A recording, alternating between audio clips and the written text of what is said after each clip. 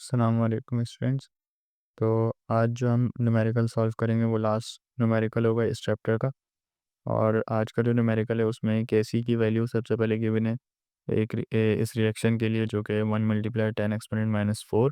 और रिएक्शन जो है उसमें हाइड्रोजन आयोडाइड जो है वो ब्रेक हो रहा है हाइड्रोजन में और आयोडीन में।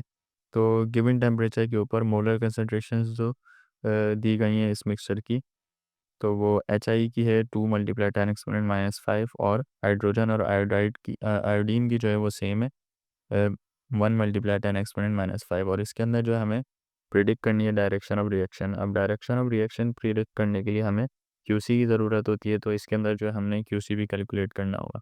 तो सबसे पहले वही हम गिवन जितनी भी हमारे पास वैल्यूज़ है क्वेश्चन के अंदर, वो सिंपली उनके यूनिट्स वगैरह के साथ जो है वो पुट कर देंगे। फिर उसके बाद जो हम क्यूसी, जिस तरह से केसी की इक्वेशन बनाते हैं इसी तरह से क्यूसी की इक्वेशन बनेगी रिएक्शन को देखते हुए, जिसमें प्रोडक्ट्स हमारे हाइड्रोजन और आयोडीन है तो वो न्यूमरेटर में आएंगे, और जो हमारा रिएक्टेंट है वो हाइड्रोजन आयोडाइड है वो डिनोमिनेटर में आएगा, और उसके 2 मोल्स हैं तो 2 एक्सपोनेंट आएगा। अब उसके बाद जो हम वैल्यूज़ पुट करेंगे उनके यूनिट्स के साथ, और फिर उसके बाद सिंपली हमने क्यूसी कैलकुलेट किया। अब क्यूसी जब कैलकुलेट किया तो हमारे पास केसी की वैल्यू 0.00004 करके आएगी, जबकि क्यूसी की वैल्यू हमारे पास 0.25 आई है। तो इसमें क्यूसी जो है वो ग्रेटर वैल्यू रख रहा है केसी से।